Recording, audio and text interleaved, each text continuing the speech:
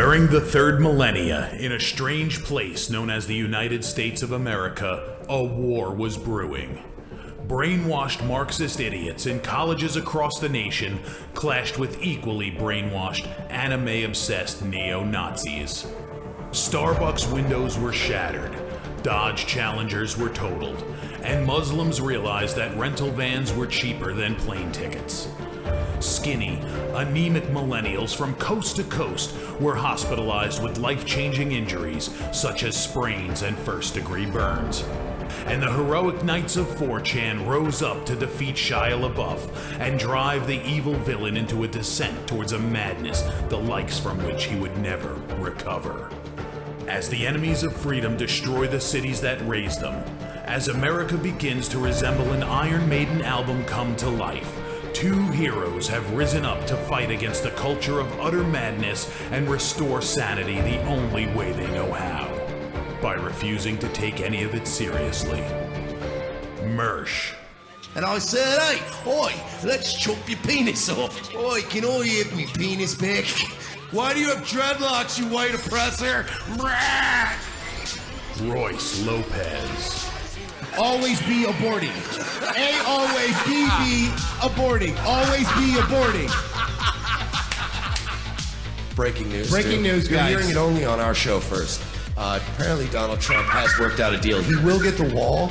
Unfortunately, it's going to be a rock climbing wall. Oh, no!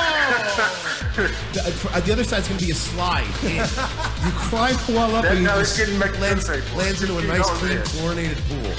And then you immediately get a welfare check. Fucking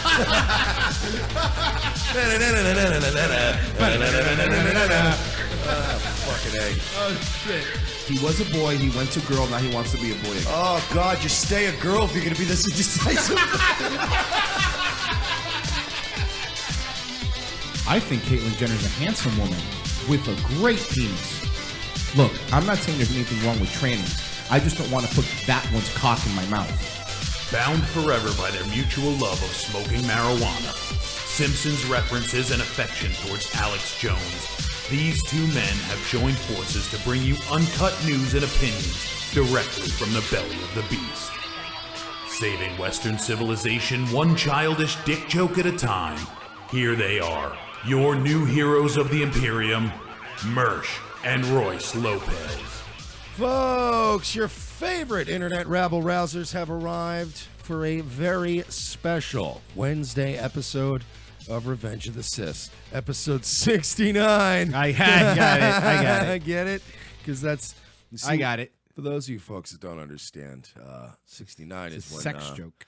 Yeah, it's when two people one lays down facing up, and the other one lays facing down, and you place your genitals in each other's mouths. Correct. And it's, it's a funny joke. Anyway, so, this is, of course, Revenge of the Sis, the show where people come for comedy and leave feeling, well, red-pilled, dirty, and exhausted. Oh, and I know the past few days it's been tough being our fans. No, it is, but we're going to get through this. I am Mersh, okay, of course, a.k.a. a certified G. I hope those rape allegations don't stick. Uh-oh. Get along with me, my partner in crime, Royce Lopez, a bona fide PR nightmare. I am not Puerto Rican, sir. And you can't teach that. You can't. Oh, boy. Yeah, we'll get to that. Yeah, we'll get to that. We got some information that is breaking regarding former WWE superstar Enzo Amore, a gentleman who is right now under allegations of rape. As you guys know, on this program, we take that very seriously. But I was seeing some things, and we don't like Enzo. No. We very much detest Enzo Amore, but it's not looking good for the accuser. So we're going to get into that a little bit later. But first, I think we should discuss, of course, before we play this video, from our good friend, LA Werewolf. If you're not already subscribed to him, please subscribe to him on YouTube. He's one of the only guys who does comedy that doesn't treat everything like a fucking joke. He actually is involved politically. There is a rally coming up. It's going to be on February 3rd. It's a Saturday in Chicano Park in Southern California, where a lot of it was essentially an alt-light fucking boomer cuck rally. Trump my wall, get these illegal immigrants out of my country, that kind of thing. I mean, look, they're not wrong. I just don't like how they say it. Yeah, it's really just... It's really just more the delivery. Yeah, I mean, we agree with you fucking retarded boomers, but do we have to open everything with a prayer? Yeah. Come on, man. Like, I pray too occasionally, but you think God wants you praying every 5 minutes? Relax, you know. The busy dude. Of course, now I am the president of Bikers for Trump, and of course, I'd like to bring a local pastor on the stage. He is a gay, biracial pastor, of course. We'll bring him in. We're all going to sing a hymn. God bless America.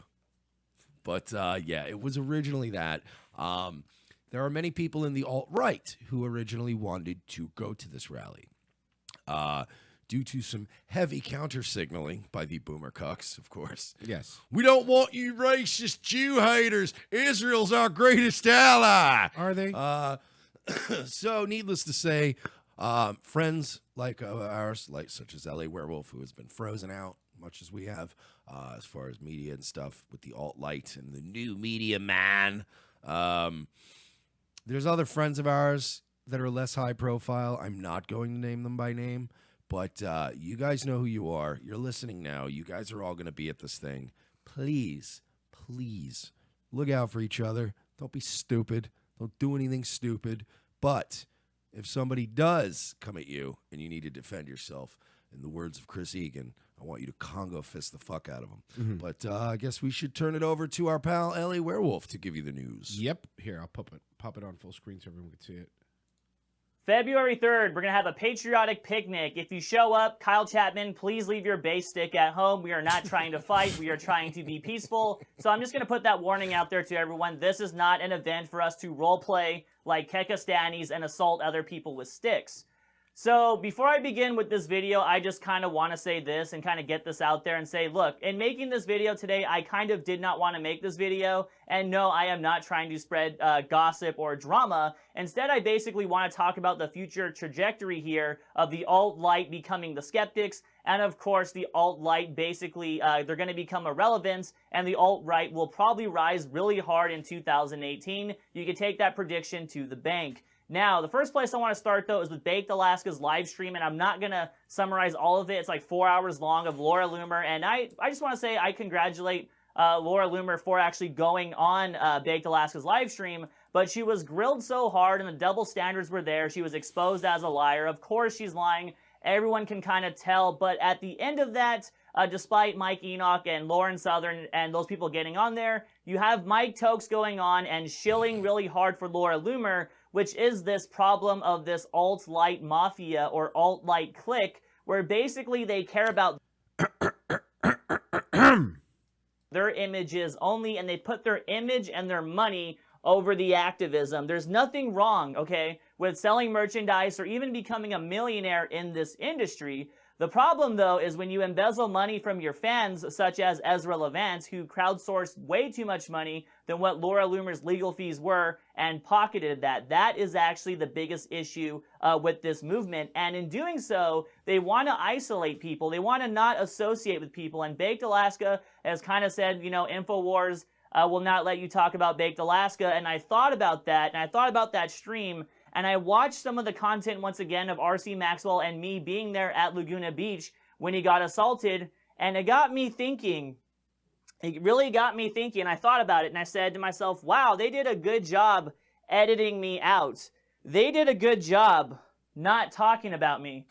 They did a good job not mentioning my name. I am, I guess, RC Maxwell's bodyguard, when in fact I was his friend that day and protected him, and maybe I should get a shout out, right? And I've been quiet about that, and I didn't really say much about that because I know for a fact they don't want to say LA Werewolf, they don't want to show my jacket, because I do blackface, I do edgy stuff, and basically they don't want to give me credit, even though I work really hard in this industry, so to speak, but they won't go to bat for me because I am a liability to their market share. And this has actually been happening multiple times to me. And it's very bizarre when I had my original Twitter account that many famous people like Leanne McAdoo, Lauren Southern, all these people followed me on Twitter. They knew exactly who I am. They probably even saw the communist video where we started that trend and went to the bookstore and we did all this cool stuff. They probably all saw it.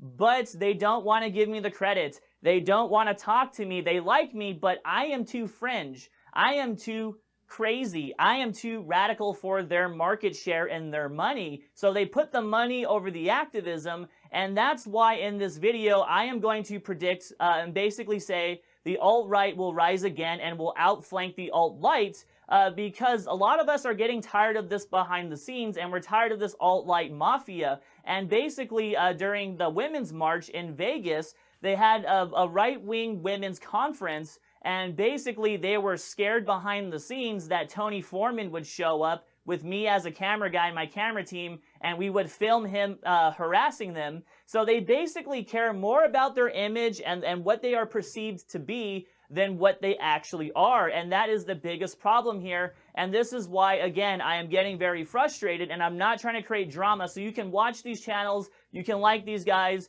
you can like their content, but they are currently stuck. And as you saw from Baked Alaska's live stream, again, this is all a reflection of culture, because Laura Loomer is very tight and key with Mike Cernovich, Jack Posebek, InfoWars, and all that stuff. And because I bash Laura Loomer, I then cannot be featured within that content. And if you want another spoiler, I'll give you another one. When I was in Berkeley, R.C. Maxwell was invited to hang out with the upper echelon, all the famous people like Mike Cernovich, and they were going to have a little wine party. And I asked R.C., can I go? And he laughed and shook his head and said no, basically because, again, I am too radical. And again, Mike Cernovich knows who I am, but yet he doesn't want to deal or play ball with me because I am a loose cannon or too radical for his branding. So Real quick, and we're going to let it finish. Then we are fucked. Because LA Werewolf is basically... I'd say as fucked. Yeah. But Okay, fair enough. As but fucked. not any more fucked. But I think, yeah. I think anybody that... Look, there's certain things you're just not going to be allowed to talk about or discuss. That's true. You can't go on fucking Cernovich's horseshit show or, hang out with Mike Tokes and, start, talking about World War II, and let's say, hypothetically speaking, you decide you want to bust out a calculator. I use an abacus. They'll have none of that. They will have none of that. If you go, well, I mean, if there was this many times this many. What if you point out the smokestacks? They don't. See, the thing is, What? they don't like that. I meant of the bakery down the road. I don't know what you're talking about, sir. Yeah, when you start showing footage of people in soccer leagues, Let's see what Mr. Werewolf finishes. this whole CRTV nonsense that's coming out is going to fail.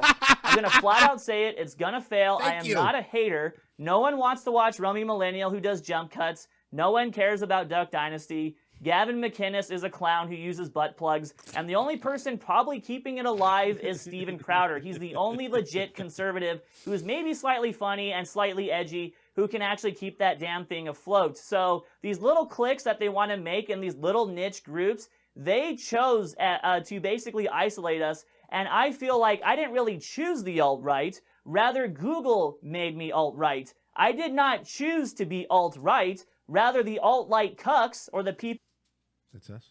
I was just saying, yeah, you didn't even have to who care pause. I about was their just saying, bottom dollar amen, I'm with you. pushed me to being in the alt-right. And because these people believe in free speech but won't let you question Jews or do blackface, these free speech advocates who fight so hard but will not give you a chance on their platform, even though you break a lot of Antifa stories, and that's what I did on this channel, they just watch your video, take your content, reverse engineer it, and pretend it's theirs. That's exactly what they've been doing to me and other people, and I'm tired of it, and I will just officially say, you know what? Fuck it. I guess I'm alt-right now. So, if you like this content, please like and subscribe, as we always say. When I meet him, I'm going to rub beards with him. I've decided. He's 100% correct. We've said the same thing about CRTV if you listen back. It's It is a mishmash. It is unlistenable dreck. Mhm. If I'm being objectively speaking here, it is unlistenable dreck. That is what that should literally be their motto. Sign up for CRTV for unlistenable dreck. AM radio on YouTube. That's what it is. Oh God, it really is. You It's think just about like- it. It's just a bunch of poor copies of like wannabe Neil Bortz's. Yeah. Just being like, hey, I'm edgy guy. How about those liberal, SJWs and feminazis? Am I right, guys? You are. By the way, I just got a message while the show was on from Captain Wrongthink, and he says his website's fucked now. Reddit banned Captain Wrongthink's domain from the site. It goes straight into the spam filter now.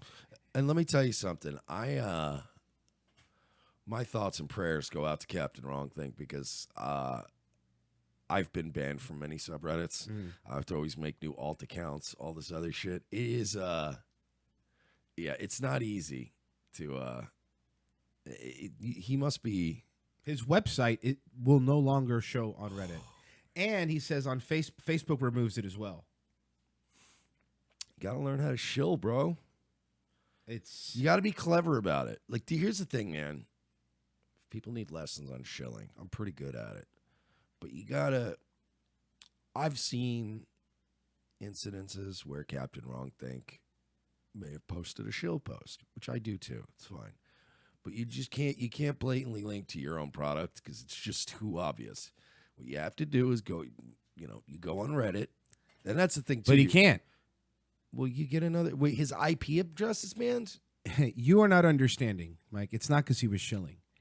If you try to post his website anywhere on Reddit, it is a banned site. This Captain Wrongthink is a banned site on all of Reddit. Yeah, if you post the link as the title of a fucking thing. That's my point. I got you. You write. See, here's the thing. If you're going to shill, you got to be subliminal about it. Write an entire post as not you and include your website in a list of other resources and mix it in there so people will check your site out. That's what I did with Schneider. I mixed, I put Schneider stuff up on Reddit. It did very well. But you don't just post, hey, these two guys are exposing Dan Schneider. Nobody gives a shit about us. What you do is you post Crazy Days and Nights blind. Then you find another blind that corroborates that blind. And then you squeeze your video in there with all the other information. Then you get it. Bam. And nobody thinks to ban you because they think you're just a crazy person who's digging up Dan Schneider stuff. Right. Oh, Well, he dog. didn't say the reason they banned him, so I don't know. They didn't say what it was. If they banned him, it's essentially probably for... I can't imagine they banned him for, no pun intended, wrong think. But it's just depends, man, because I've had stuff banned before. But it's just like I had Guns for Tards is banned on Reddit. It's the same thing. But I can still, dude, trust me, right now, I'll dare you. If you want to dare me to go on Reddit and slip a link to Guns for Tards into Reddit, I guarantee you it will fucking go through. This is what Mike does for fun. You just got to be clever, man. You just got to be, gotta think outside the box, as they say at Taco Bell. It's outside the bun. Sick Taco Bell ref, though. I liked it. So, do you want to move? First, we have to talk about this Enzo Amore thing, and then there's a reason. Yeah. So here's a little quick rundown for our fans that are not into pro wrestling. Enzo Amore is a really annoying cruiserweight wrestler. He's a small guy. He was the cruiserweight champ. He's got a really awful, terrible New York kind of like, Long Island accent, and he does this Brooklyn thing, and he's just a horrible, disgusting. It looks like I don't even know what to say. Like a bear accidentally ate a pair of cheetah print pants, but then it got stuck, and then the bear threw the cheetah print pants up on a Guido who was also homeless. That kind of Hold on. Capsule. I'm catching up here. Okay, yeah, that's pretty much him. That's pretty much Enzo I got Amore. He's gross. Nobody likes him. Inside the business, outside the business. He's over with the crowds because of his stupid shtick, and they just like to sing along with him. But Right. as far as actually being liked, he's hated. And he's a sleaze, and he's just a general dirtbag. He was recently accused of rape by a young lady who, by all accounts, even as the rape allegation was surfacing, was being painted as maybe a less than reliable narrator in the story. That she had done a lot of crazy videos and she always wanted attention and she had a lot of just. And then I looked into some of her videos. She's batshit. That's not slanderous, term. I could provide videos if you guys want to see of her being batshit crazy. We found out today, and I found this link because I have a lot of wrestler friends on Facebook. It was a wrestler friend of mine that actually posted the link. Gentleman by the name of Bob Cook, the cooker. He used to work in WCW. He posted it, and I was like, if Bob Cook's posting it, let me take a look at it. And then other wrestlers were posting it, and here's what we found. I guess it's a video of a guy who was best friends with the young lady accusing Enzo Amore of rape. And she now remember, the allegations were that she did, what drugs did she say she did? She said they gave her meth. They said they gave her meth. They said that she was passed out and that I believe Enzo pinned her down and basically sexually assaulted her. Which anybody who's seen an Enzo Amore match, he doesn't know how to pin down anybody. Yeah. So this guy is Jesus. This guy is her friend and friends with the girl that's accusing him of rape. This just came out today, so let's just play it in from where it starts. For 2 weeks because she made up a whole thing where she told the people that she couldn't watch Wizard of Oz movies. That's not a real thing. Nothing's happened to her that would make sense for the fucking Wizard of Oz to be a trigger for her, and so she just stopped watching. I guess so that was one of the things that she had a problem with, and the really terrible facility. She was telling everyone that it was so bad, like that's why I had to leave after 26 days. No, bitch, you left because you didn't want to watch Wizard of Oz, and you lied and said, my therapist is Lutheran, it makes me uncomfortable. You were going to the therapist every Sunday for like 2 or 3 Sundays, and then for you to say, well, she's Lutheran now, all of a sudden I don't like her. No, that doesn't make sense. You got bored and you wanted to go home. She gets out of rehab, and then, we don't hear about this rape thing for the next 2 to 3 months, and then she kind of just randomly comes out with this whole thing, and I haven't been friends with her for a couple weeks now, so it was obviously very odd to me, and I was instantly kind of intrigued, and I was like, what the fuck's going on? I didn't think it was going to get any attention, but it has, and I've gotten hate for it, and people are saying shit about me, so I just wanted to come on here and show you some receipts I have. So, Thursday, October 19th, 5:46 a.m., Philomena says, Rachel. He's showing text. Rachel says yes, and then Rachel sends a screenshot of Tupor telling people she's going to have a meetup in Phoenix tomorrow, which was October 19th. She did that on at 3:30 a.m., so that was like that same morning. And then Philly says, I'm going to fucking rehab today, or to get a ketamine infusion. Rachel, and then Rachel said, what, why? And then Philomena says right here, okay? Now notice the wording on this. I met Tupor and did coke with her, Tyler, and then read this next part, and fuck their friend. So ignore Rich saying Picture didn't happen. But notice how, if you were raped, you wouldn't say you fucked someone, you would say someone raped you. And at this point, that's fair, but he has a little more. Point 2, notice how she didn't say anything about meth. All she said was, I did coke with her and Tyler, and fuck their friend. And then she emphasizes fucked. Like, she really wanted her to know, like, hold on. And notice how she says fucked. Why do you keep correcting? Like, you're literally correcting yourself from saying and fuck their friend, and she corrects it to fucked. Bitch, if you were raped, shouldn't fuck be a typo for rape, not fuck is a typo for fucked? I'm sorry, I'm just pointing this out because this is very odd. And then Rich said, let's face it, you need some attention. Don't lie, you dumbass bitch, because Rachel just didn't want to believe that Philly would have had sex with Enzo, because Rachel was, clout gang, fucking, not clout gang, that's rice gum. Anyway, goth boy clique, whatever, that's their whole thing. I'm so indifferent to all that, but, and then Philly said, my roommates would see, bitch, so we wouldn't. That was when she lived with her sobriety group, you know what I mean? So then Philly said, where's a selfie with her? She was trying to ask for proof that she was even with Tupor, but honestly, she definitely was with Tupor. Like, all these receipts, she showed DMs, I've seen texts, like, she definitely was there that night at the Claridon. Then Philomena says, though, believe it or not, bitch, it happened. And I'm laying in bed next to a famous wrestler. Does that seem like somebody who was sexually assaulted or raped to you, Mike? Oh, SpaghettiOs. Does that seem like somebody who did something against their will in the story she told? And I read the story, to help pinned her down, didn't let her leave. She said no, and he assaulted her, is what she said, and that they gave her meth. Again, doesn't matter who it is. It just so happens it's a wrestler, but this doesn't seem Spaghetti-O. And you know what? Actually, the fact that he's a wrestler is what saved him because she wouldn't be bragging about fucking him the night she did That's it. a good point. So imagine how many guys out there that aren't famous wrestlers that no girl even bragged and sent a text message to that are probably listen.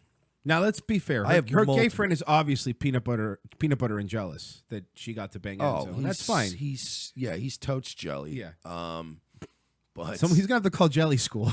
But it's look, I've got multiple ways to approach this topic. Now, clearly, It's the implication.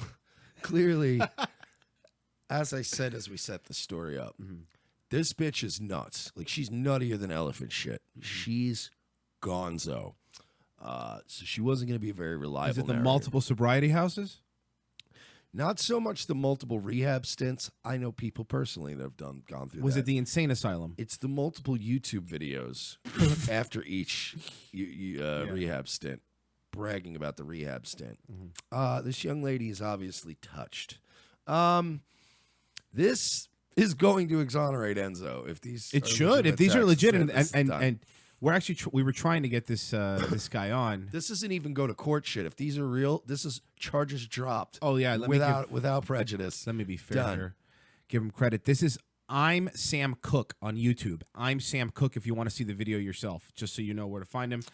But this is clearly, if these were real, this is a case where they're just going to drop the charges and be done with it. However, hey, Enzo, you're not off the hook, bud. I want to give a little bit of advice, if I can, to Enzo More. Here are some things I think you could have done differently. For one, I think the biggest one, and this goes out to all the guys listening to this. Look, we all like to get some ass once in a while. I get it. You don't have to play every game. You do not have to fuck every crazy clam that wants to bang you, okay? Enzo, look at the girls walking around WWE. And look at this bitch. If you guys look up Philomena or looked up the girl who made the allegation about Enzo, she's like an Oxycontin out white trash, trailer trash, redhead ginger version of Zooey Deschanel. She's not all that. Bro, you're hanging around fucking the hottest women in the world every night. Maybe don't fuck every crazy girl that wants to suck your dick. Just a thought. And it will lessen the... Here, you want to see her? Okay. So everyone else... Finish. Sorry, my bad. Just so people understand where you're getting your impression I was still of her. sitting on the couch, and he proceeded to literally just pick me up, flip me over, rip my tights off, and Why? just completely started sexually assaulting me. He came over and he was trying to come on to me, and I was like no, I want to get to know you first. Like I literally hadn't even had a one-on-one conversation with him. And he was like, girl, are you kidding me? You should be begging for this dick. I have a million followers on Instagram. And Which is, everybody knows, is totally a reason to fuck somebody. IG followers. as soon as he came back into the room, he picked me up, flipped me over, ripped my tights open. And I was like, whoa, whoa, whoa, whoa, whoa, no. And I said no, countless times. I just kept saying, no. But then at one point, he literally, put me in, I don't know what it's called, but, he just wrapped my arms around me and, grabbed me from behind and bent me over and just started, Oh, that's the Matt Lauer. It's called a full Nelson. Oh.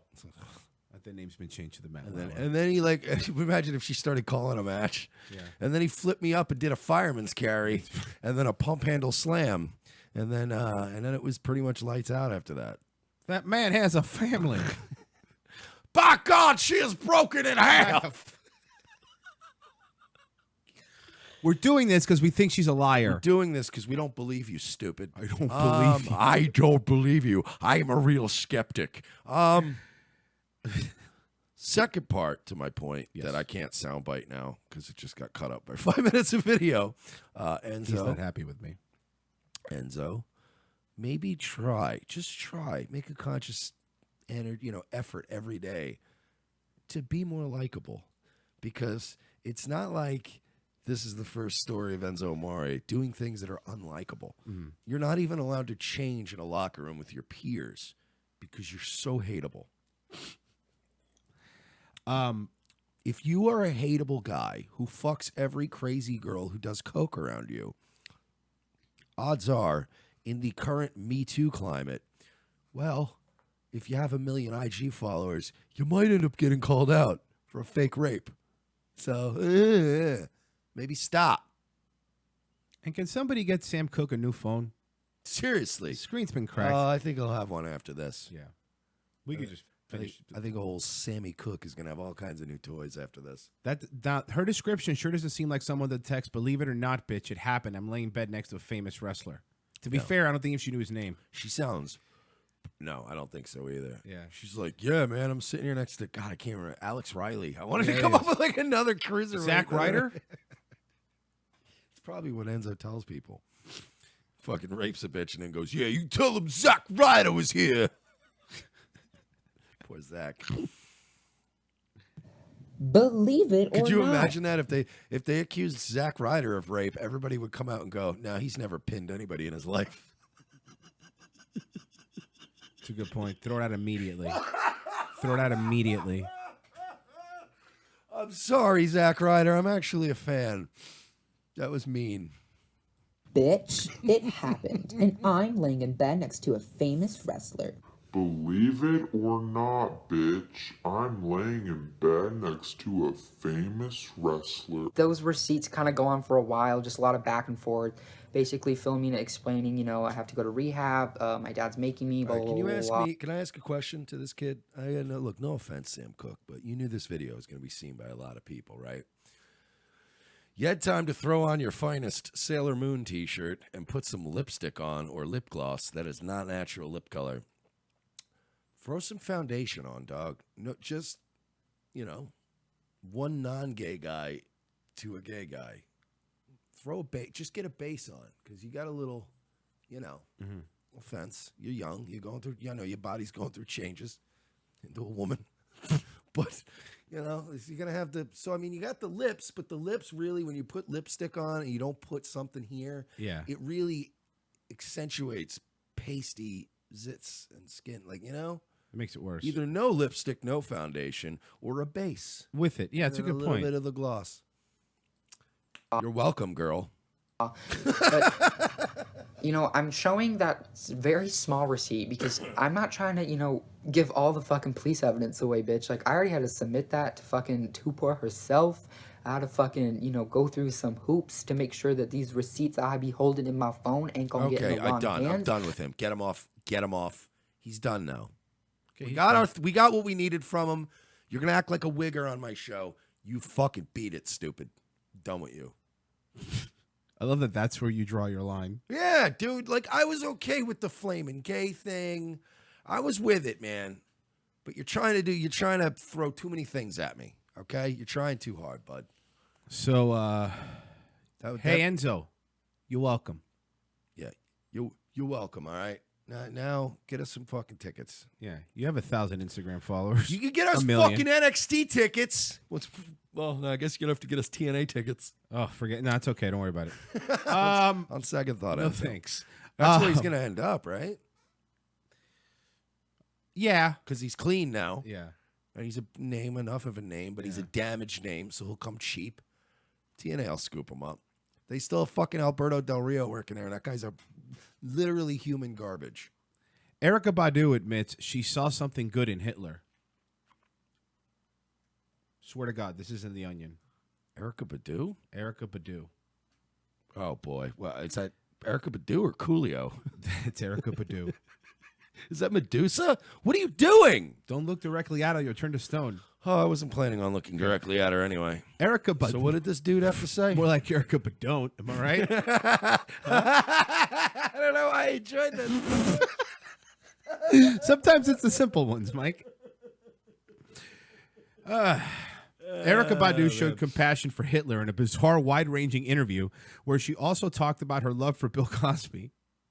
Badu, 46. Who does she love more, though? Spoke to Vulture about, well, Bill Cosby, because he killed more Jews.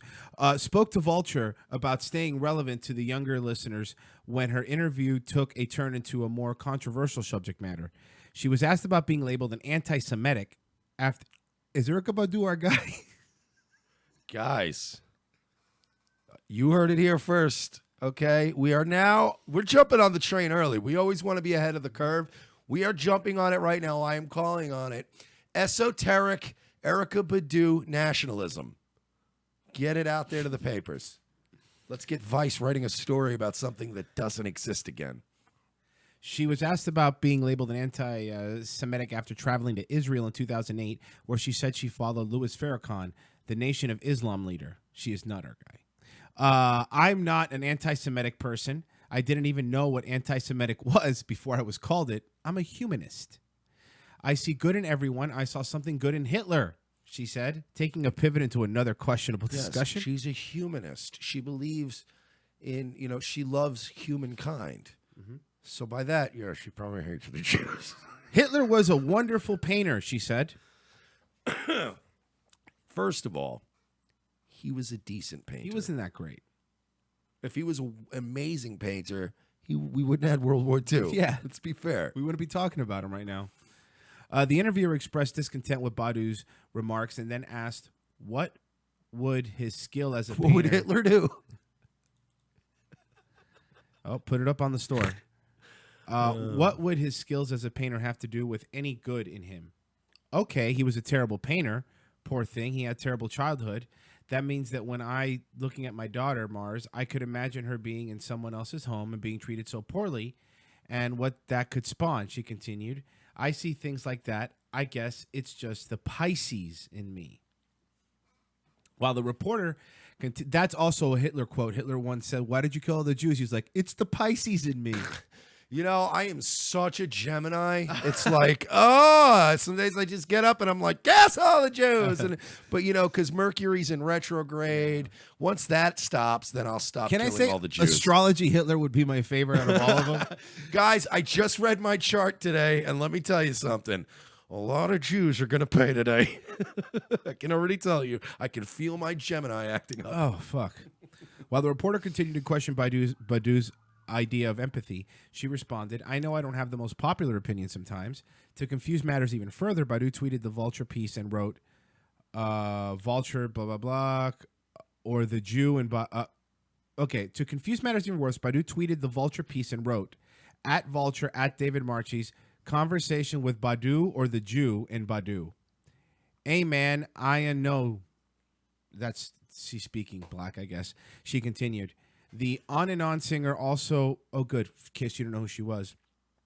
The On and On singer also asked... was she the Call Tyrone bitch? Yes! Okay, that's what I thought. She asked to interpret someone's art after they've been accused of something terrible. For example, Vulture mentioned the allegations against... First of all, sorry, I don't mean to cut you off, but I'm staring at this picture. This bitch out here straight up looking like a Final Fantasy boss. Yeah. And she has the two scarabs from the mummy on her chest. What's going on with her? Holy shit. Jesus Christ. It is really bad. She's the hardest boss in Mega Man. I don't know if you know that. She hurt people. Talking about Bill Cosby, says, hurt people. I know I could be crucified for saying that because I'm supposed to be on the purple team or the green team. I'm not trying to rebel against what everyone's saying, but maybe I want to measure it. I don't know. Maybe she was on drugs. She did marry Andre 3000. Yeah, and Andre 3000's got to be on drugs. Yeah. Obviously not enough drugs, though, because they won't make an Outkast album again. No, that'd be great, though, if they did. Well, she better call her lawyer because I think Badu's not going to have a lot of work for a while. Because I don't know. Why? I don't think... Who runs that industry, Mike? The music industry? Yeah. Record labels, executives, people of that nature. Yeah, okay, that's close enough. People who run like large media conglomerates, things of that nature, usually. Yes, exactly. Jews. Speaking of, I mean, I'll read it. Oh boy. You sent it to me. Oh boy. Are we getting into this one? You sent it to me. We got okay. We're getting into this at 4:42. All right. This could be a long one. Might have to circle back around when we have Tasha Rose on the phone later. We could save it. I'm just saying because this is a big one. We got to save that. Okay, we'll save that one. Go with something smaller because we only got like 10 minutes left, and I don't want to get into Hitler and fucking Churchill and the fact that Hitler tried to have peace 6 times. We'll get into that another time. Swedish feminist hushes up refugees' sex assault against own daughter. Okay, what? Okay, remember this is translated, but I'll make it out. It says, Swedish feminist hushes up refugee sex assault against her own daughter. R.I.P. Sweden. A Me Too feminist and mother allegedly engaged in a relationship. Oh, of course. It's another feminist hashtag Me Too. With an Afghan refugee has refused to report a sexual assault on her preteen daughter on the grounds that it would lead to his expulsion from Sweden.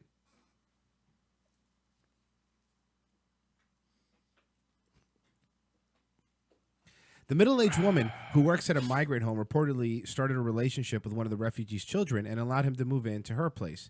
The cohabitation ended with her fosterling sexually attacking her 12-year-old daughter. However, the woman refused to report the assault and allowed the culprit to stay. The news outlet Freya Titer reported, "I was afraid he would be sent back to Afghanistan," the woman explained. At what point do we get to legally, within our own rights, begin throwing these people from helicopters and balconies? When? When are we allowed? No, don't fucking demonetize this. Don't give us a content strike because I'm not encouraging this behavior. I am asking when. When can we? During the trial, the girl said that her 45-year-old mother had worked at home for unaccompanied minors in Slavsburg, Bleckland County. When one of the refugees officially came of age and could no longer take advantage of the accommodation center, the mother started a relationship with him and let him move into her home. So he was underage and at 18. Oh, this bitch. This is worse than you think. Oh, this bitch. Soon the Afghan began to stalk the woman's 12-year-old daughter, trying to kiss her and hug her. You know, you fucking single mothers, man. You sad, desperate little shells of women that are lonely. I need a man in my bed at night. You know how many of you fucking put your children in fucking danger? How dare you? My mom got her fuck on when she was a single mother. Never, ever saw one of them. It was never a thing. Sometimes mommy went out on a Saturday night and somebody in the family watched me. What are you fucking whores doing to your children? You're like, they don't realize... He's getting a little choked up. I legitimately just inhaled. I'm really mad right now. Do you realize that just every time you fucking, and it's not just these fucking savages. Don't point at me. Like, well, because you have the news article. Oh, okay. Sorry, Royce, because Royce has the news article. I feel like I'm pointing at a know. newspaper. It's one of my old boomer instincts.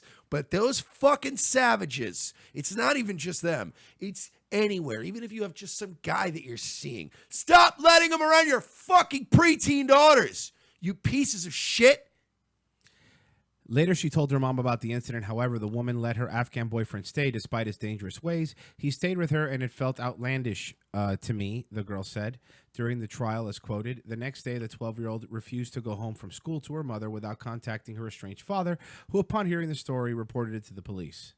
Mom did not want to make police report because she was afraid that the Afghan would be forced to leave Sweden. The girl was quoted as saying the woman herself confirmed this during the trial. The guy was 18. At what point? Oh, so Mama was getting a little piece of some fucking... So you understand that there is some context to this. This guy had been staying at this shelter when he was under 18 for a while, 15, 16, whatever. When he turned 18, they don't take care of adults anymore, so she let him live with him because she was fucking him. So this is what happened. Fucking layers and layers of degeneracy. Like really, where do you think these fucking reactionaries are coming from? What do you think birthed the alt-right? Like, honestly, you can fucking make light of it. You can blow them off. You can read your little Vice articles and go, oh, they're just a bunch of incels living in their parents' basement with their little Kekistani flags. Oh, where's this rise of the angry white male? Where is it coming from? Whatever kind of demonic force is behind it. It's you motherfuckers. We want to burn you at the stake to prevent this from happening again. Don't point at me. That time I meant you. Okay. Damn it. Obama already did. He took away the dry land policy. Christ, man. And this isn't some uniquely Swedish fucking thing or Muslims. It's just, it happens every fucking day in this country. You fucking desperate. I get it. You know, you shacked up with some guy when you were younger. You had a kid. Guy didn't want you with a kid. You're on your own now.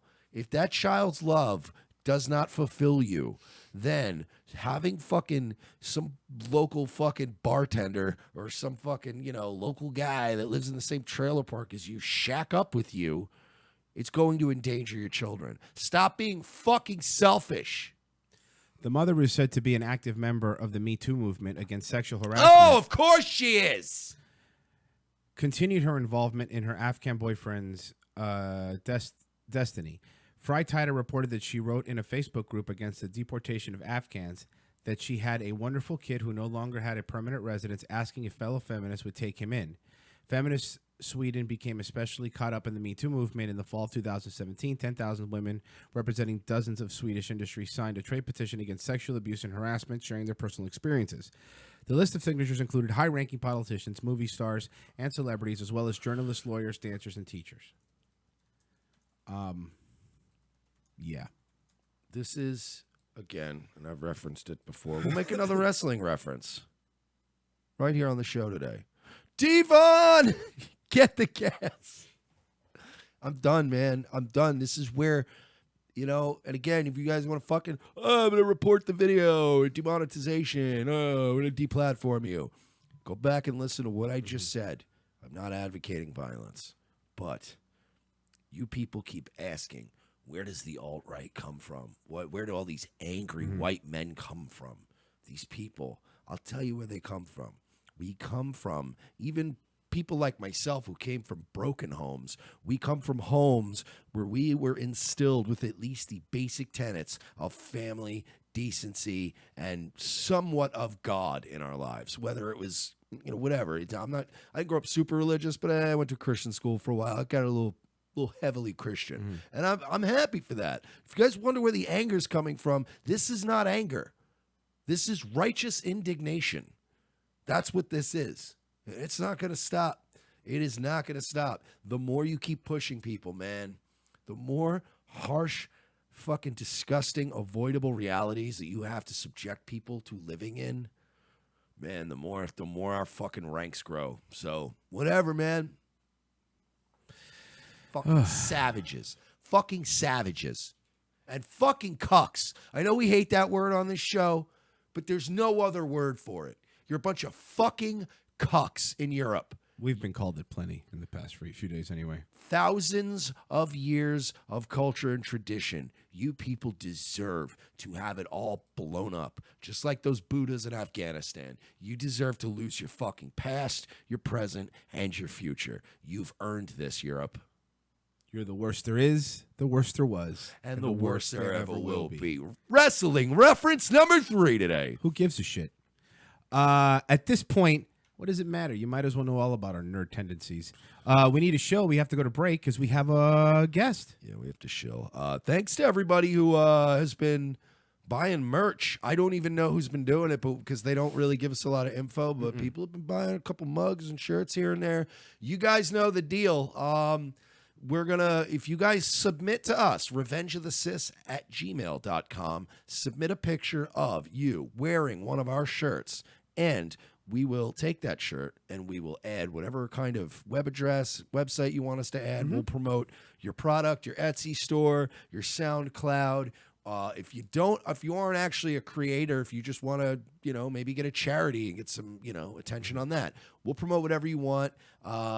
Just buy a shirt, wear the shirt, get us a picture of the shirt, tell us what you want to promote. And yeah, I want to promote some things we very rarely promote. Sure. And I'd like to right now. You hear the commercial for it all the time. We do have a 24-hour hotline, 407-630-9636. And you can always call us 24 hours, leave us messages, hate mail, whatever you want. And yeah, please, paypal.me/we're not sorry. Patreon.com/we're not sorry if you'd like to donate to the show, help keep it going. Thank you to all the people who've been doing that lately. And yeah, that's it. Like, subscribe, share. Go find somebody who you think will like our program. It helps us grow. We will be back second hour with Radical Mothering. That's right, Tasha Rose. The most exciting 2 hours of television is back with an all-new Revenge of the Sis. As Royce and Mersch continue to track an international deep state pedophile ring, their journey to the nation's capital is put on hold as Orlando's best police cops receive a cryptic message from an old colleague. It's a message from my old partner. He needs to see us in Los Angeles right now. Says it's related to our case. Do you trust him? As much as I trust you, partner. What's to know then? A detour from their original investigation finds these no-nonsense detectives in the middle of Hollywood. Thanks for meeting me. We can't talk long. They're probably following me. Who's following you? The Podesta brothers. They've got eyes everywhere, Lopez. Now trapped between deep state globalists and the Hollywood elite, Lopez and Mersch are on the case. They're no longer avenging Orlando. They're saving America. And this week, they're taking on Pedowood. I've been working this case. This Dan Schneider guy, producer at Nickelodeon, he's into kids. Or feet. Or kids' feet. Yeah, the iCarly guy. How do you know all this? Thanks for meeting me. No problem, Miss Bynes. This is Amanda Bynes? Jesus, she looks terrible. Dude, she can hear you. Watch this week as the web grows bigger, the case becomes more complex, and more older model cars get wrecked and plenty of nameless extras get shot. This week on an all-new Revenge of the Sis, followed by Nazi Lawyer. USA, hotels don't have Netflix. Do you like pranks, guns, and jokes about retarded people? Well, so do we, but odds are your liberal snowflake friend doesn't. How would you like an easy, cost-effective way of screwing with that friend anonymously without losing your Twitter account? Guns for Tards is the perfect way to trigger an SJW anonymously through the mail. For a low fee, your target will receive a beautifully designed professional mailer from our fictional Guns for Tards charity, containing a thank you letter for their donation. They'll be led to believe that money was donated in their name to a charity that advocates Second Amendment rights for the mentally handicapped people in their area. For a few extra bucks, they will receive pictures and a detailed profile of a retarded person who they helped harm.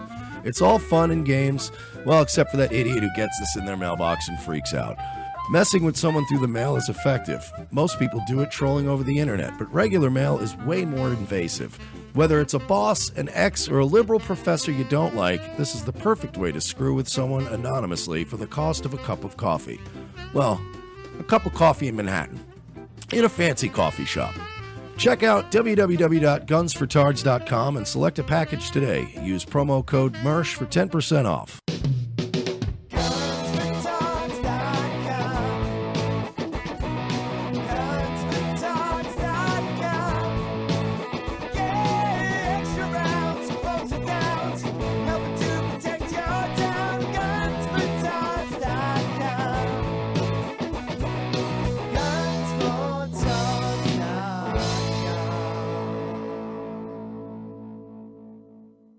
Cousin Joe Show. And I'm sitting in the chair. He did the barber cock touch. What the fuck? This is what it is. Dude, where are you going to get your hair cut? Listen to me. Where are you going? See how I'm sitting right now? Yeah, I do. Where are my elbows? Outside the... Oh! They always go around the side, and where the height of my elbow is always their dick. he reaches in, and his cock touches my elbow. And the thing is, like, I can't immediately jerk away because that looks like You know you touched it. right. I'm acknowledging a cock touch. So instead, I just leave it there and let him rub his dick on my elbow. Dude, did he go back and forth? That's when you could tell. Did he go back and forth ever like fast? Not like- not fast. I wonder if guys do play games or get the barber hard, kind of wiggle their elbow. Nobody does that, Joe. Nobody does that. Well, weird faggots. Who knows? You're fucking weird. Saying. Tune in to the Cousin Joe Show live Thursday night 7 to 10 on More Like Radio. Ladies and gentlemen, we can rebuild him. We have the technology. We can make him better than he was before. Better, stronger, faster. A new night, a new time. The Sully Show returns to More Like Radio. Tuesdays, 7:30 p.m. Eastern before Dutch and Royce. Tuesday nights will never be the same. If you weren't able to catch the last Hippo Juice show, here's what you probably missed. Anita Pedman. That sounds fake. Fine. Anita Smith, an administrative assistant, altered records to pocket $75. Wait, I know Padme. She was actually Queen Amidala. They're the same people? Yeah. I know. Why Blew wasn't my it mind just- too. Why wasn't it just Queen Padme? Guys, I don't know if you know this, but Anakin didn't like sand. If So anyone was- coarse. It was very coarse. And rough. It was rough and coarse. Gets everywhere. Fucking hate that guy. He was probably bitter because he tried to fuck Queen I haven't Amidala. thought about that awful dialogue. I know, dude. Since Watch I watched it the first Again, time. though. I feel like I blocked it out. You block it out. You, Block it out, and the fact that you brought it up just... it's so bad, right? Are you serious? Out of all 8 and then the side movies, that's the only thing I remember from Star Wars. Is the Oh, sand? really? Oh, that's funny. Like, nothing else matters except for maybe credits will do fine. Oh, Except, she does that all the credits time. will do fine. But, yes. No, they won't. Really, seriously, watch the dialogue. Guess what I have? Watch the dialogue. I don't like sand. Oh, God. Don't do that. Turn it up a bit. Rough and irritating. Gets everywhere. Not like here. Oh, God, it's so bad. Ugh. Everything is soft. It's making me cringe. Anything. It's making me cringe. It was like if the host of an NPR special wrote a Match.com I know. bio. Right. I don't like sand. Listen to the Hippo Juice show live every Wednesday night, 7 to 9 p.m. on morelikeradio.com. Have an opinion you're too afraid to say on Facebook because you might get doxxed? Want CNN to stop knocking out your door asking for your opinion? Call the We're Not Sorry hotline, 407-630-9636. No threats. We will play it on the air. And you know what? Let's keep the racial undertones PG-13. That's 407-630-9636. All right, Titus, you good to go? Like a middle-aged lady sitting on a dryer at a singing laundromat. Israel! Israel is behind it all. Every Jew got an email that morning. Fantastic. Moving on. Milk has an expiration date. We should do that with the elderly. Benghazi! Benghazi! Benghazi! Hillary was there. Love it, Titus. Did I pop the P in Hillary murdered Nicole Brown Simpson? Nope, sounded good in here. Fluoride! Fluoride! Makes children gay. The Supreme Court wears robes to hide their octopus bodies. The CIA invented AIDS to sell quilts. Barack Hussein Obama, he's a Muslim Jew.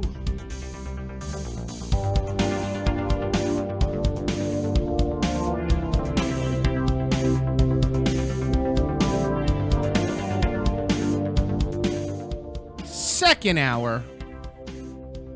Revenge of the Sis. your favorite failed radio host. We are the best boomers in the biz. The only alt-right Jew cucks. But how do we manage to do both? You guys The do it. only libtard neocons in the biz.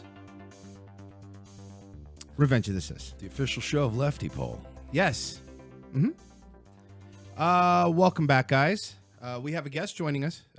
Second hour. We absolutely do have a guest. We've been good on the guests lately. A little more Yeah. consistent. It's been nice. Yeah, I like it. You want to introduce while I get them up? Absolutely. We're about to be joined by our friend, second appearance on the show, Tasha Rose. And she is, if you want to check her out, she is on YouTube. Just search for Radical Mothering. And she is quite trad when compared to all of you degenerates out there not doing things right. How are you? I'm doing great. How are you guys? Doing all good, right. man. Doing good. We're doing good. I like your setup now. You're actually like, I like this. Yeah, that's really nice. You're It's getting my that- classroom. Yeah. Okay, It's yeah. me homeschool, We're so doing it's my little. I like it. It's where my So- kids learn. So how you been? I know you were sick for a while. You were we tried to get you on I think like a week ago, and you were I think you caught the same thing we all caught at one point. There was a really particularly unpleasant flu going around this year. Yeah, it was pretty brutal. I got it the worst of any of us, and actually, my oldest daughter didn't get it at all. And I was in bed for like 4 or 5 days. It was so bad. My house is still a wreck. Yeah, it was not good. So what happened? Did you miss the women's march? Yeah. You guys didn't head down there, throw You some didn't make it? You didn't throw some I didn't make it. What? You didn't go down there, throw some pussy hats on the kids? Yeah. Give them You some know, I was going to go this year only because the trannies didn't want me to. That's like the only reason. To be fair, And I was going to put turf on my hat. I don't even have a hat, but I was going to make one. I was going to put turf on the front of it and just be there and antagonize people. But to be fair, though, I like Royce was about. I think you were going to bring up too that they've pretty much been doing that without you there. Yeah, no, it was it's already been pretty happening. uncomfortable Yeah.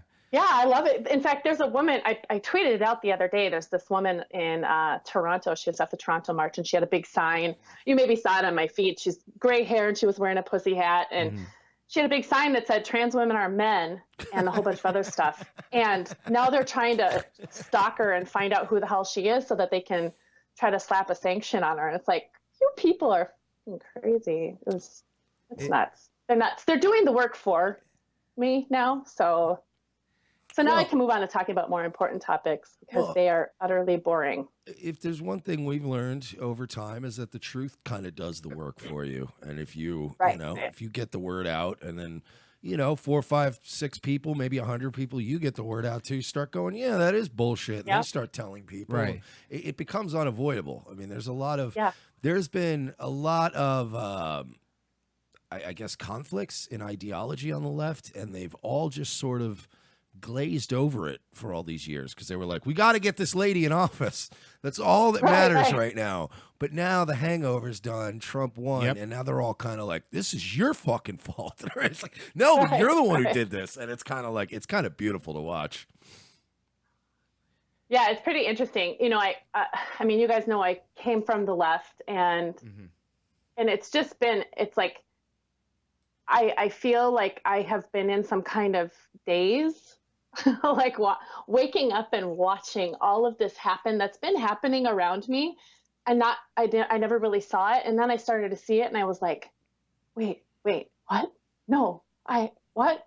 Oh, hide this picture on Facebook. Hide this picture on Facebook. I don't want people to know that I voted for Hillary. It's just, it's crazy. I don't want to be part of it. I don't want to be associated with this denial of reality. I don't want to be associated with this perverting of everything that is good. It's unbelievable. Yeah, who would have thought that a big group of women wouldn't get along? Yeah, it's so weird. It's strange how that worked out. Yeah. We're our own worst enemies. And the part of me that still clings to some of the feminist, the really rooted good stuff that like Christina Hoff Sommers would talk about. The part of that in my brain says, this is what they want. They want this divisiveness between women, and they want the divisiveness between Black women and white women, and they want the divisiveness. It's just to keep everybody distracted. That's all it is to keep everybody distracted from going for the things that really matter. And I can't. Every time I see somebody virtue signaling in my feed on Facebook or on Twitter, I'm just like, are you kidding me right now? Do you not see that you are totally playing party to this bullshit? And they don't. They're like, oh, you can call it a virtue signal, but I call it paying attention. I was like, you're not paying attention then. Oh, and they use all the same stupid buzzwords. I'm so sick. If I hear problematic one more time, I'm going to fucking kill myself. Like, you're going to literally kill yourself. I'm literally just going to kill myself. No, but like everyone's like problematic and it's all these fucking buzzwords. And it's you're right. You can't scroll through your timeline where people think they're fucking helping. They're not helping. I have seen very rational people just simply say something like, well, I disagree. And the amount of overwhelming autistic screeching at these people of just like, you what? That is such hate speech. You're like, all I'm doing is saying maybe that's not correct. It's not a matter of, like it's going back to even the gender argument. It's just like, well, I identify as a woman, so I'm a woman. All you have to do is say, yeah, well, that's not necessarily so because of the whole penis thing. And you will get crucified. It's like, well, the penis is generally a very glaring thing that we're leaving out of kind this. of a dead giveaway. Yeah. It's when it comes to that, do you have a long list now of trannies that hate you? Because you're pretty outspoken about what you believe, and I can't imagine, and at least with my experience with trannies, is that they're very reactionary, many of them. Yeah, totally. And, I used to have, I got a new phone, so I don't have any of my old screenshots anymore, but I had a long file of screenshots, and they're probably somewhere on my Facebook still, of death threats and rape threats. And my children have been threatened, and my husband has been threatened. And there are people in our personal lives who have known me forever, know I'm not a hateful person, who are all of a sudden about-faced and, oh, you're just a hateful bigot. And it's like, wait a minute, last year this time, you were on the bandwagon that Tasha is really passionate about standing up for what it means to be a woman. And now you are on the Tasha hates trannies bandwagon.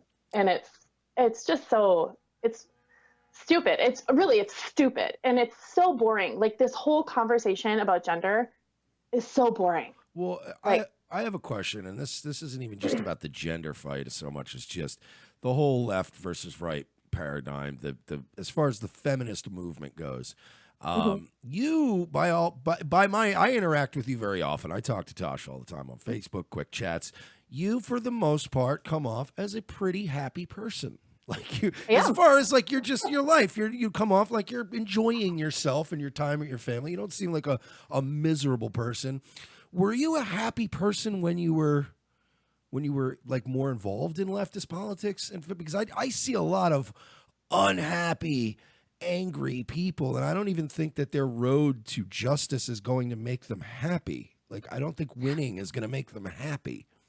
Right, I agree. I don't think it is. In fact, I was a happy person just in my general, everyday, this is Tasha Rose kind of business, but politically, I was really angry person all the time, and just, this injustice. And then when I started paying a little bit closer attention to statistics and the facts, and started listening to Ben Shapiro a little bit, who I have a big crush on. Everybody who knows me knows I have the biggest crush on Ben Shapiro.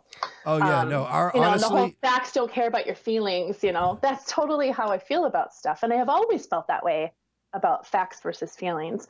But I didn't apply it as well when I was still entrenched in leftist politics. Yeah, and I was angry. I have to agree with you on Ben Shapiro too. Our love of Ben Shapiro runs very deep on this program. No homo, but to the point where we lose a lot of alt-right street cred. Yeah.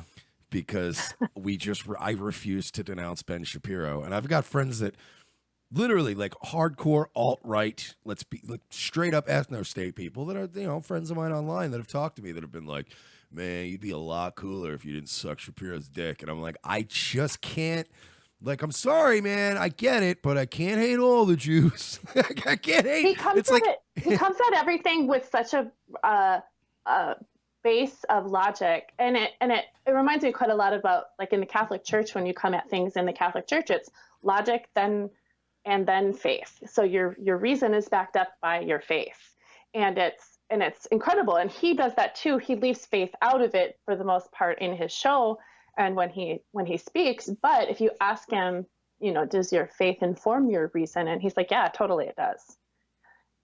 Funny story though, my 5-year-old, his name is Gabriel. We're not Jewish, and my 5-year-old Gabriel, for his entire life, has thought that he's Jewish. He's just like, I'm totally Jewish, and we get him some books and whatnot so he can learn about Judaism and such. But he hears Ben Shapiro's voice, and he's like, bolt. He's like, he's Jewish like me. And he gets so excited to watch it. It's like, you're 5, dude.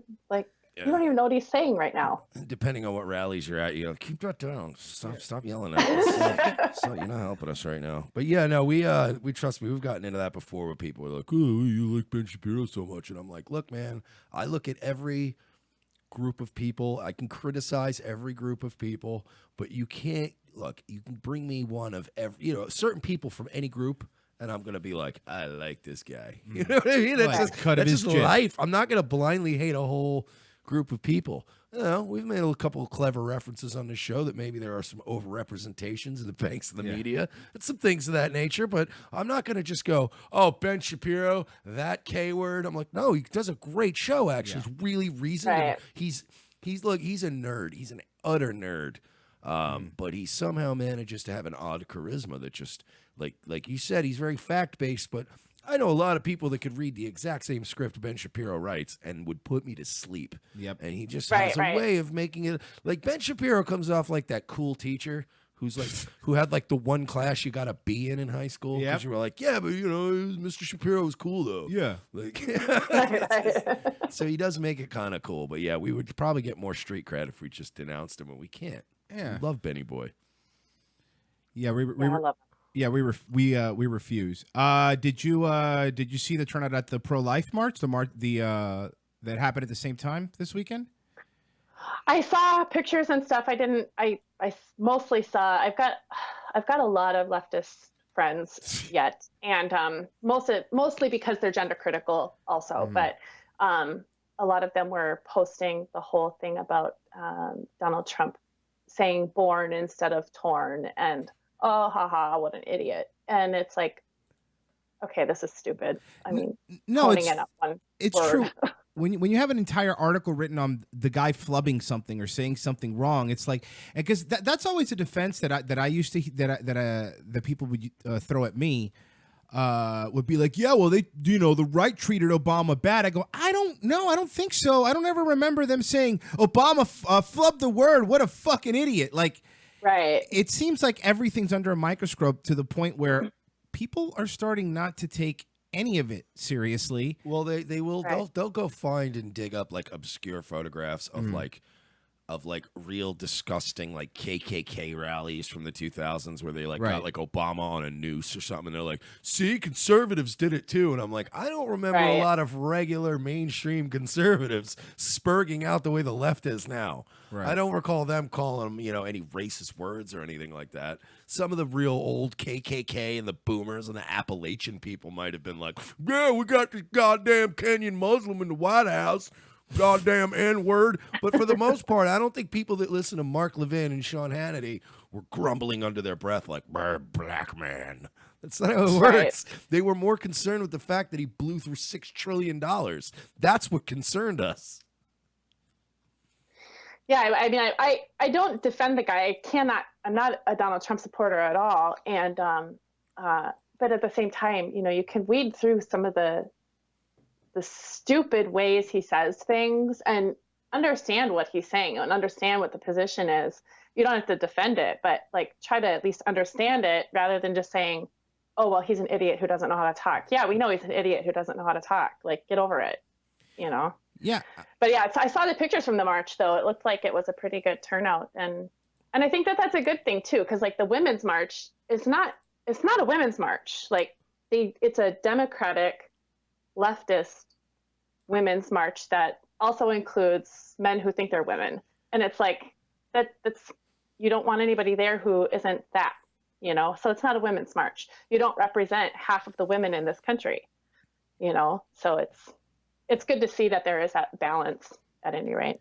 Yeah, it is. The media really didn't cover it because, you know, no. Obviously, you don't want people to, you know, not murdering babies. Well, I have a question since Sure. since you were very involved in that community at one point, very active at these sorts of rallies. I'm going to pose the same question to you that I posed yesterday to that group, but albeit much more calmly. What do you want? like when they have all of these like white, it's a bunch of white women usually in these nice cities in America going out and screaming. And I just want to know what the fuck they want so we can give it to them. And because we got a lot of other stuff going on, there's shit going on in Saudi Arabia, you know, there's a lot of things happening. So let's knock this shit out. You know, get it done and move on to our next thing. What do they want? You know, I try to ask that question and figure it out myself. And I've actually been pondering it for the last year, since the last March. And when the last March came out, you know, the weeks prior leading up to it, I was like, this is just going to turn into some neoliberal shit show of here, buy your t-shirt and say you were there, you know? And it did. That's what it turned out to be. And so in the past year, I've really wondered, okay, so really, aside from not liking Donald Trump and objecting to his grab him by the pussy comments, like, I don't understand what's going on here. So far, there's no overturning of Roe versus Wade. Women it's illegal to not pay people the same for the same job, for the same experience and the same level of education. Like it's illegal. So you know, that's that whole myth and whatnot. I really can't come up with anything, you know? And so my understanding of feminism is that we're seeking the liberation of all women.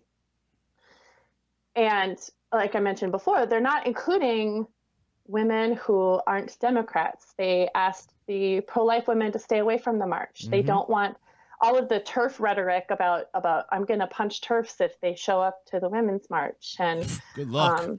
You know, it's like, okay, try to punch me. I promise you won't walk away. You know, I just don't understand. You take pictures and videos and whatnot of the marches here and contrast them with what's going on in Iran. I mean, there are women who are missing in Iran right now because they took their hijab off. Mm-hmm. Yeah, and we gave them huge props yesterday as we ranted about the women's marches here.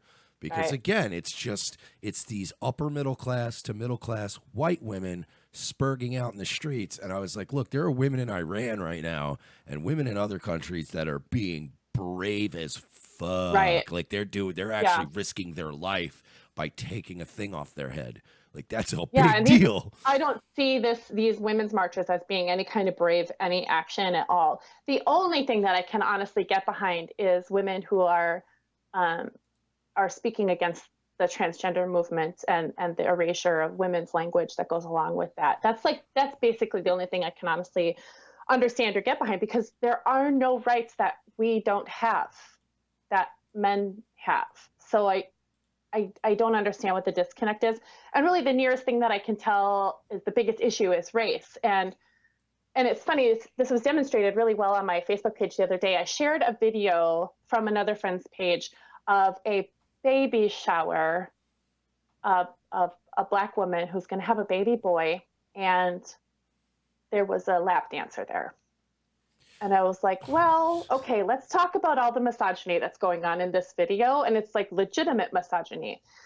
Well, in this, where I derived the video from, the thread that I derived it from, there's a woman in the thread saying, this is racist that you white women have posted this. And I'm like, well, look, first of all, I'm half Mohawk, so don't come at me with that kind of nonsense. Second of all, I thought we were supposed to be in this for all women and not just white women and not just Black women. And so Black women are telling white women to stay in their own lane. Okay, so white women oblige because they've got white guilt and they stay in their own lane. And then Black women say, okay, white women, where are you? You're being racist by only staying in your own lane. So you go to help them out and call out misogyny and call out the things that are wrong that are happening against Black women, and then they tell you you're being racist for doing that. So it's just like this never-ending cycle of you're being racist because you're not helping us. Oh, you're being racist because you're helping us. It's completely ridiculous, and it's really the only thing that I can see is even the point of feminism right now. Yeah. So why not look? I got an easy solution. Okay, this is the problem. With these women's marches, they're organized by all women. They get all fucking bent out of shape. They get emotional. They don't think clearly. There's a solution to this. Okay, we just get more than one color pussy hat. Jesus Christ. There we go. Well, and then we'll make one with like a. We'll make one with like a. We'll make a pussy hat, but like one that has like a really tiny hormone affected like little floppy wiener, like a little tiny one, like the trannies have. There's actually a picture of a crocheted penis hat going around. This is next year's Women March hat. I can't even imagine a little grandma having to make that. Ha ha! You're not really girls. So you said you're in your home classroom. So you homeschool all your kids? Nope. The youngest 4 we homeschool. The oldest 2, my oldest is in 10th grade at the high school that's pretty close by here. It's really much to my chagrin, honestly. And my 6th grader is actually at a middle school here too. She's in the French immersion program. So those 2 are still in public school and will probably remain there, but the rest of them aren't going. What made you start homeschooling? Well, a lot of factors, really. I have an education degree, but I've been for a long time very involved in the local public school district that we're in St. Paul Public Schools. And I was actually, I hear somebody crying. Whoops, sorry. Wow, that's actually perfect timing. I think they got handled. I've got my oldest is home today or this afternoon. So I got involved I was going to run for school board, and because I saw everything going wrong in this district, and because I'm outspoken on the transgender issue, the trans activist ascended, and then my whole family was being threatened, and I had police at my house, like taking statements and pictures of screenshots and the whole nine. So I ended up taking my kids out of school for a variety of reasons, not just the trans issue, but in Minnesota, the Department of Education passed it's not a mandate yet, it's a toolkit for trans inclusivity and education and all this. And I'm just like, I'm not going to do this. I believe in homeschooling, so why am I not doing it? I have the capabilities, I've got the resources, I've got the space in my home to do it. So we're just going to do it. My son, who I'm educating in 4th grade, he would be in 3rd grade if he was still in public school. He's like way accelerated, gifted, and talented, and he wasn't receiving what he needs for his education and was being penalized because I don't enforce homework. And, so it was the right time to do it. We pulled them and they won't go back. See, I do think it's a good thing to, at least later in life, go to a public school, because it helps with your socializing and things like that. But it's definitely not off the mark to think that maybe it's best to spend the first few formative years not reinforcing all of this dangerous, toxic bullshit, so that you can at least have, ages 4 and 5 and 6, you can go, look, when you're in church on Sundays and, you're going to learn how to be a normal human being, then I'll send you into that Marxist hellhole. And hopefully your soul will be reinforced when you go in there. Because, it just seems like they're doing more and more tinkering with a curriculum that really doesn't need tinkering. Like they need it's just all social engineering. Like that's really what school is becoming. And it has been becoming that way for a really long time. I'd say probably, a lot of people older than me would say for longer than the past 20 years, but just in my own experience, the past 20 years, it's been progressively worse. And I just don't want that. I want my children to actually learn things that are going to be useful for them in life and be rounded people. And they're not going to get that in public school. Well, yeah, they're teaching them about girl penises and things like that. Right. You said you had police in your house because of what happened? Was it about something you said or? Yeah, because so there was a tweet. There were a couple of screenshots that some trans activists had gotten off of my Twitter, wherein I had posted that this is what makes me a woman. And I really outlined just basic female biology. You know, women have ovaries and uterus and fallopian tubes and a vagina, you know, all these primary sex characteristics. And they're like, see, this is proof she's transphobic. Like, because I gave you a biology lesson? Like, I don't understand here. Well, there were people actually who live in my neighborhood who I've seen, who walk past my house on a regular basis, who were lodging death threats at me and rape threats. And there was one person who went completely anonymous. I have no idea who it was. They kept making spoof accounts of my Facebook and joining all of my groups and posting pictures of my husband and my sons and saying, this woman is harboring these rapists, and including the children. And when they're seen, they need to be dragged out into the street and bludgeoned to death.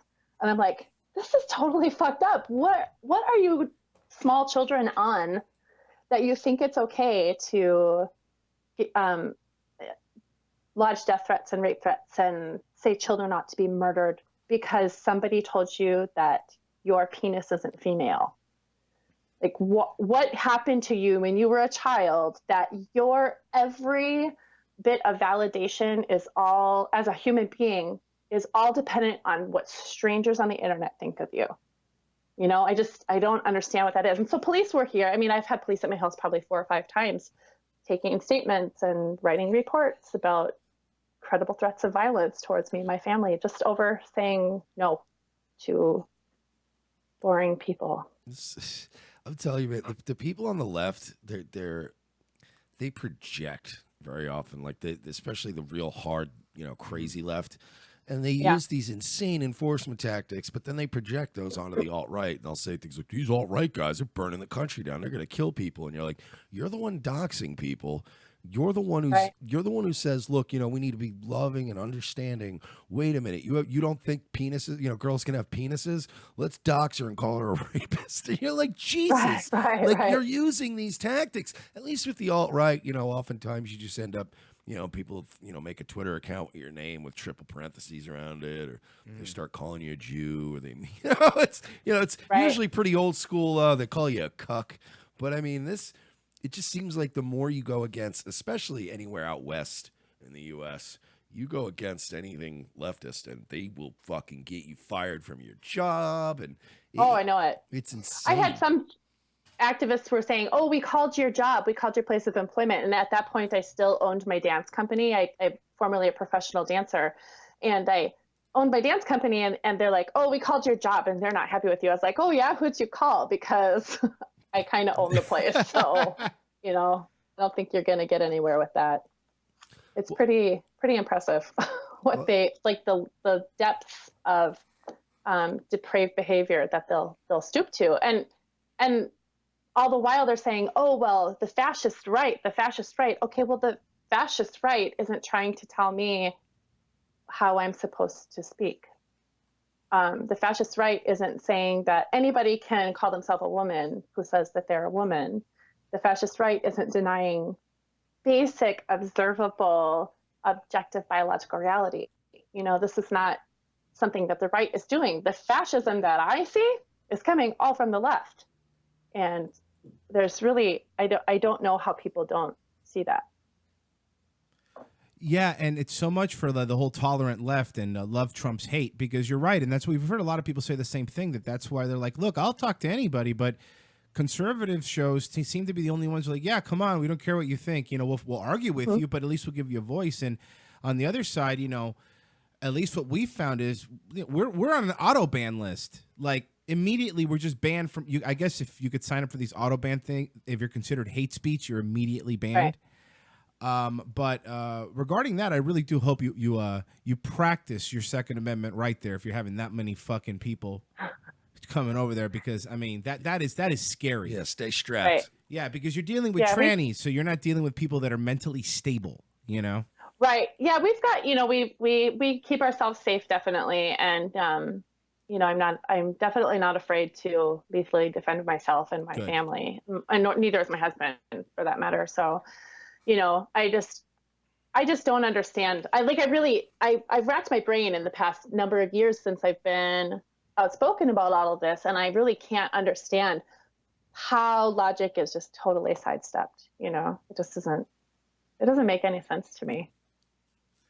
So you said you are a professional dancer? Formerly, yeah. I have rheumatoid arthritis though, and I was on ciprofloxacin. It's a really hardcore antibiotic. And I was on that a couple of years ago when I was pregnant with Henri, my youngest son. And it completely destroyed my immune system, and kind of a side effect of that particular antibiotic is that it will mimic the symptoms of rheumatoid arthritis or multiple sclerosis. And if you have those diseases, it will exacerbate your already present symptoms. And that's exactly what it did. I have lots of dizziness and whatnot, so I can't really execute dancing anymore. So. And I sorry, I forgot. How many kids do you have again? Six of them. Are you planning any more?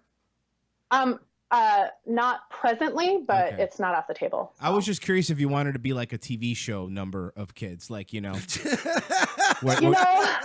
We've talked about it. I was like, okay, so the Duggars, how old was, and I figured out at one point how old she was when she had her first baby and how old she was when she had her last. And I was like, okay, if I want to have that many children by then, you know, and I figured it out and everything. And I'm not going to do that though. Yeah.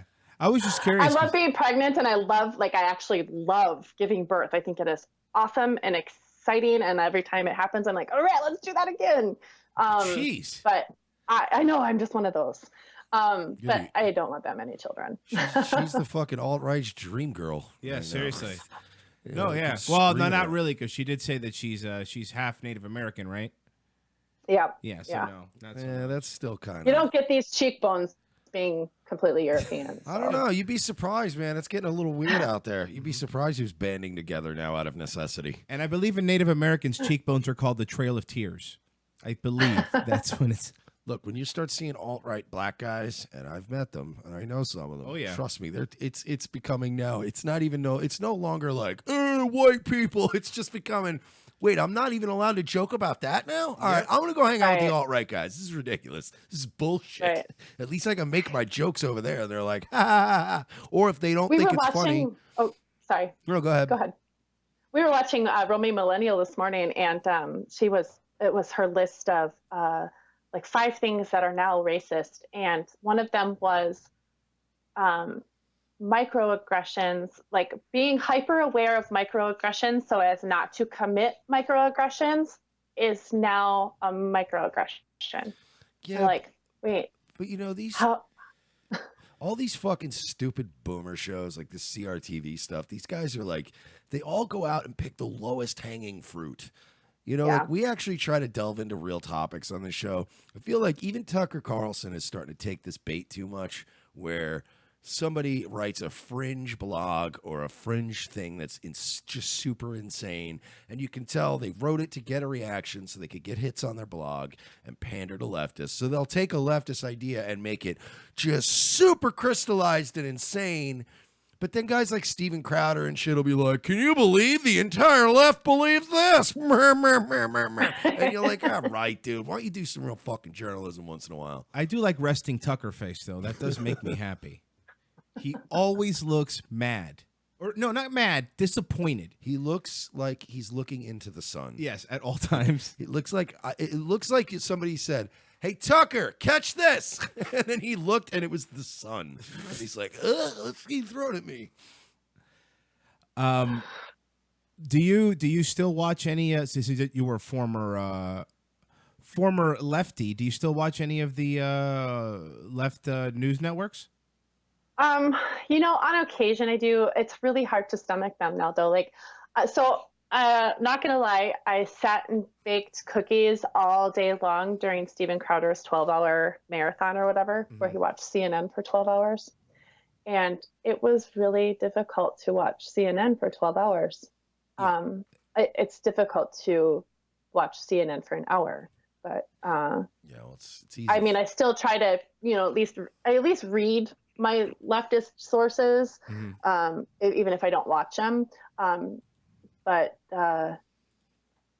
it's definitely a balance in my feed because I have to have a balance of information or I just can't be bothered to make an opinion about anything. And reading is better because then you don't have to hear them and see them make their smirks in their faces and how disappointed they Right. are with everything. And I want to move on to something else. This whole Me Too movement. Mhm. Do we think it might be getting a little bit out of hand? I do. You know, I thought it was good when it started. I didn't relate any stories of assaults that I've experienced. I did hashtag the Me Too, but I didn't relay a story. I didn't feel like it was necessary.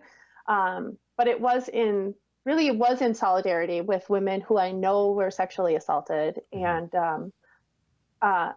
then it just morphed into this thing of he smiled at me and he sexually assaulted me. And I'm like, wait a second. No, that's not how that works. And I think that it's really, especially after this Aziz Ansari thing has come out, I think that it has really, the movement's really been cheapened. And the assaults that women actually have experienced that have destroyed lives of women. I mean, I speak from experience that these things are devastating. And so to have it cheapened with, well, I went up to an apartment consensually and I took off my clothes consensually and I blew a guy consensually, he sexually assaulted me, is really, really upsetting. And I think that it's just this pendulum swing that's completely out of control at this point. And nobody knows how to behave anymore. I mean, adults don't know how to behave anymore. And I really chalk it up to so many things, but the sexual revolution is definitely one of them that I chalk it up to because we just completely did away with any kind of standards, sexually, morally, etc. And now here we are saying everything is sexual assault, you know? Well, you're right, because it seems like they deleted all the moral, because Christians are so dumb. Oh, Judeo-Christian stuff, how dumb. And when you break that down and you don't replace it with something, then you make these standards that are play by ear. That's where it's like, if I had a good time, it was fine. But if I didn't have a good time, it was sexual assault. And to me, I agree. The Me Too movement was great when it got Harvey Weinstein out. But when you're comparing people like Harvey Weinstein to, you know, what Louis C.K. did, it's like, look, I'm not saying Louis C.K. is not a perv. He's a perv, but it's he's not doing anything illegal. He wasn't raping people. And I think the problem is that you put people in the same basket that they shouldn't be in, you know, like you said, something as simple as smirking at a girl. Me too, like the Lena Dunham. He was raping me with his eyes. No, honey, not you, Lena. Well, I promise you, not you, Lena. And I'll say this on Aziz Ansari specifically. For one, I do not think that this is going to be the last story about Aziz Ansari because he's had a reputation for several years. Two, I believe that this story, albeit it is a tame story, I do feel that story was the only verifiable story they could run with, and I think that they are feeling people out because they know that there's more to Aziz. And I can say, from what we've heard, I mean, we've said on December 18th, you know, Aziz Ansari, it's going to be a big story, and everybody's like, whatever. And a month later, it was a big story. Right. We knew then that this was one of those articles somebody wrote so that other people would go, you know, no pun intended, me too. But I do think that more people are going to come out in that regard. So, I mean, I do think it's getting carried away, but you know, maybe people shouldn't constantly be pulling their dicks out too. Like that's sort of, you know, it's like she said, we've created no standards of sexuality. So it's just a simple matter of math. If you're going to try to fuck every guy you meet and you're going to try to fuck every broad you meet, every time you fuck a stranger, you're increasing your odds of possibly sticking your dick into a fight. It's like playing Minecraft with, what is it? Minesweeper with your dick. Yeah. Eventually you're going to hit a mine. So maybe stop dipping. Oh, yeah. And much like sex in Minesweeper, I have no idea what I'm doing. Exactly. It's just like click, click, click, and I exploded. And it's over. Sorry. It's done. Sorry. But yeah, so I'll get better at it, I promise. But listen, I'm with you, Tasha. I was screaming at the audience yesterday that they turned away from God. So yeah, I think he kept screaming at that. I've gone completely over the edge myself at this point. Yeah, it's completely insane to me. And you know, when things like this started coming out, my husband and I looked at each other like, we're not even Christian, and we're just like, this is because everybody has turned their backs on any kind of Judeo-Christian morality, like any sense of morality whatsoever. Is just like, oh, well, no, we're just going to be hedonists now, and it'll all be okay. It's fine. And now we'll just let little kids be drag queens, and it's good. Oh. It's good. It's fine. It's fine. The little kids being drag queens, that one really pisses me off. I will say this, though. All things are cyclical, and every society has had a descent into disgusting, degenerate, like super liberal, bohemian type stuff. And it worked out for Rome. As a student of history and a fan of history, I can say that I know what comes after this. So whatever, I'm okay with it. Don't get too. Guys want to keep fucking pushing And then it. there'll be those of us left over who have marriages and children who are being raised up in virtuous mindsets and with strong moral compasses, and we're going to be the ones to carry on and rebuild society. It's fine. It'll be fine. I'm okay with it. Yeah, we can Just destroy yourselves. I'm fine. I'll be over here just homeschooling my children and giving birth as much as I can. Yeah, so just get ready because, eventually the United States is going to collapse and balkanize. And you want to make sure you're in... We're just one big old Weimar Republic, aren't we? Oh, boy, we're going to get to that point. It's just... Yeah, it's like this idea of just hyperinflation and normalizing pedophilia and just all this weird shit that, like, even people to this day...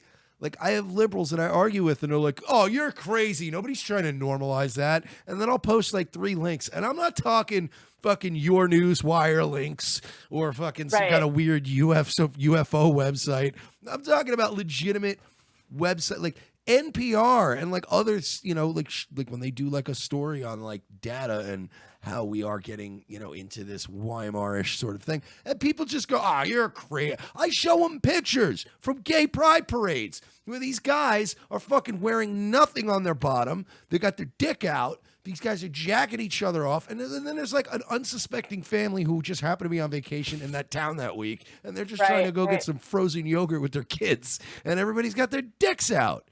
Christ. Yeah, that's the rhetoric with the trans movement too. There's actually a Facebook group I'm in. It's called "They Say This Never Happens." I think there's a public group and a private group, but they say this never happens. And like with regard to the bathroom thing, that trans women don't assault women, and that there's never been the incident of this, and there's never been. That's completely false. And I can point 20 articles off the top of my head, your direction of instances where these things have happened, and not just trans women, but men who are using these new laws to invade spaces of women and make women feel uncomfortable. And like, that's a problem, and they say this never happens, but it does. It happens all the time. All of these things happen all the time. Well, it's pretty scary. I can't believe it, but we came up to pretty much the end. This has been really fun. Oh, it's always fun. I love Tasha. She's good people. Yeah. I guess we'll shill. Yes, of course. What do you want to plug, Tasha? I don't know. I guess just my Twitter and my Facebook page. For right now, I am working on some stuff. I've got a lineup coming of episodes, I guess. I don't even know what to call them. Then I'm going to film with some people on a couple of topics, actually topics that we've kind of touched on today about, what is so radical about mothering and pornography and children, and how to teach children consent, and the ills of society, basically. We're going to be talking about in the next few weeks with different people on my channel. So that's pretty much it. That's what I'm working on. A little bit of writing here and there too. So that's awesome. Yeah. You should write a book. I'd buy it. I would buy it. Yeah, I want to learn how to be a better mom. Be too far off. You already have the name Radical Mothering. That's a great name already for a book. You have that. Yeah, do you know how many lefty bitches will buy your book and then be immediately furious? I know. Oh, this They'll see that bitch, I'm she's talking about... parenting Waldorf homeschooling mom, and they'll be like, yeah, I'll read this. Oh, shoot, penises aren't female? And make sure it has that dumb fist logo, the pink one with the female thing on the front. Do you know how many people would buy that book, go home, and go, where does this bitch get off? A lot. That's it's funny you mentioned that because one of your videos every once in a while, the last time you were on the show, we'll get someone going, she's not a real feminist, she's actually blah blah blah blah blah, and I'm like, oh my god. Yeah, she's not a real feminist. She's a woman who thinks against mainstream thought and stands up for herself and has her own YouTube channel. Where does she get off? God forbid a woman have an independent thought. Yeah, no, that's no feminist if I've ever seen one. You're supposed to put your pussy out on your kids and go out and scream rhetoric at people. Get it right. I gotta get knitting. I got pink yarn right here. Look, there you I can knit go. a hat. Make yourself one of those dick hats you were talking about earlier. If you make us My dick pink hats, dick hat. if you make us pink dick hats, we'll wear them. We'll wear them on the show. We'll wear pink I will dick wear hats. a Oh pink my dick gosh. hat. Yeah, absolutely. I don't It's care. a little bit of it sounds like a challenge. I know I might you be could. up for A it. challenge, please. You have 6 kids. You could do anything. I'm positive. Thank you so much for being on. We'll definitely have you on again in the near future. We love having you on. Yeah, I love being here. I'm really happy to have met you guys, and I'm glad that you all like me so much. Of course, you're great. We're very fond of you. Yes. All right. But yeah, thank you so much. We will have you on again very soon. Take care. All right. Bye-bye. You too. Bye-bye. She's great. Rose, Tasha Radical Rose. I love Mothering. her. I posted the links in the chat. If you are watching this, if you're watching the replay on YouTube and you are having trouble finding, it's Radical Mothering on YouTube, or you can just click on our channel. She is featured as one of our featured Right on the right. channels. Yeah, right there on the right toolbar, because we look out for our own. And follow everybody on there, including our backup channel, LA Werewolf, all them mofos. Definitely people LA that look Werewolf. out for us, and we always thank them. Yes. I think we could probably start shilling. Yeah, my let's friend. just wrap it. We're good. That was a couple great. minutes early. That was We're- great. Yeah, a look, little early. folks, let's be honest. We could have just canceled fucking Friday and not given you a Wednesday show. But we decided. But we gave you an extra show. But we're going to, as we like to say in the biz, we're going to Artie Lang it. And we're going to get out of here a few minutes early. We're gonna fucking destroy our septum. No show on Friday. If you can, like I said, get the YouTube channel link out there. Tell your friends about us. Patreon.com/We're Not Sorry if you want to do a monthly thing for us. If you'd like to donate one time, PayPal.me/We're Not Sorry. Got a big show coming up for you as we relaunch